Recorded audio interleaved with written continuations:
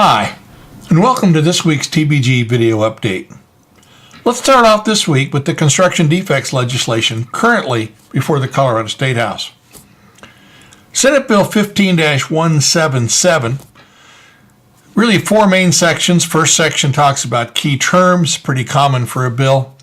Section 2, the bill states that when the governing documents of a common interest community require mediation or arbitration of a construction defect claim, and the requirement is later amended or removed, mediation or arbitration is still required for a construction defect claim, and also specifies that the mediation or arbitration must take place in the judicial district in which the community is located, and further, that the arbitrator must be a neutral third party, make certain disclosures before being selected, and be selected as specified in the common interest community's governing documents, or, if not so specified, in accordance with the Uniform Arbitration Act.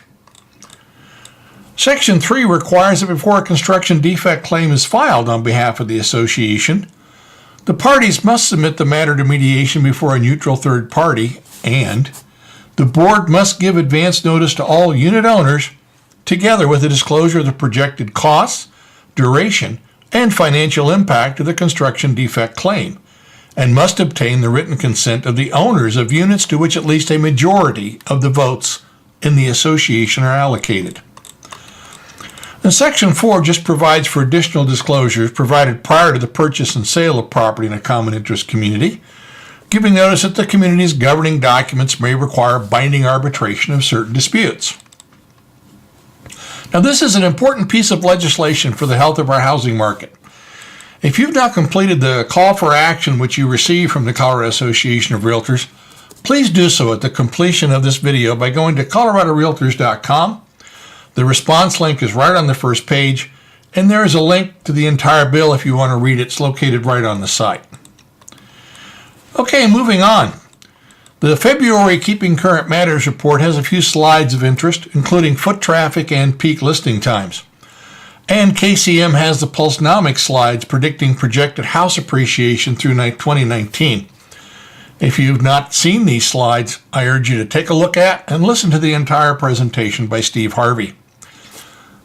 And if you're interested in increasing your listings, I urge you to register for the March 5th webinar, 4 Steps to Becoming a Listing Machine. It starts at noon local time, and you can register on the KCM blog. Well, moving on, this observation on negotiating, taken from the Harvard program on negotiation. Our clients often make negotiating decisions at a time when their attitude is affected by emotion. They let their feeling affect the outcome. One of the many reasons they work with a realtor to purchase or sell a property is to create space between the client emotion and the desired outcome. Two things stand out here. The first is to be certain that your client fully understands the desired outcome, and also that you understand the desired outcome. And second, never get emotionally involved in the client's outcome. Whether your client understands it or not, you're being paid to get the best possible result. So keep your tears out of their beer. Well, what's next? Coming attractions. Our next general meeting is March the 11th.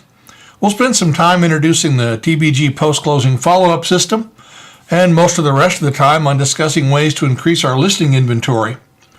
What that means is, how do we provide sellers with an emotionally comfortable way out of their present house? Why should they leave the safety of the known and risk an uncertain experience in this housing market? Now, Bernadette Jiwa had a great little piece on her blog that points out that we cannot create a difference for our customers if we do not understand their motivations, frustrations, values, hopes, dreams, and desires. I urge you to consider these concerns prior to our meeting on the 11th. Coming up in the second quarter, we'll have Bruce Jordan deliver the CE credit class on the subject of the new CFPB rules. Those go into effect August 1, so we want to get ahead of that curve. And also, we've started to work on an update to the TBG website. That will affect our subdomains, but only superficially, so no need to be concerned with the change. Well, that's it for this week. Look forward to talking to you again next week. Have a great week. Thank you.